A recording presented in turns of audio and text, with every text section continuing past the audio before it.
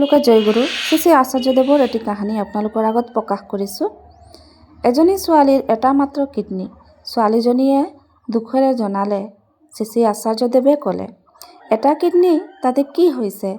এটা কিডনী লৈ বাচি আছে, স্বাভাৱিকভাৱে কাম কাজত যুক্ত থাকি জীৱন ধাৰণ কৰি আছে।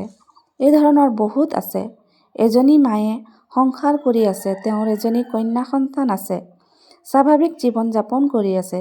চিকিৎসা কৰিবলৈ গৈ ধৰা পৰিল তাইৰ এটা মাত্ৰ কিডনী। তাইতো কোনো সমস্যাত পৰা নাই।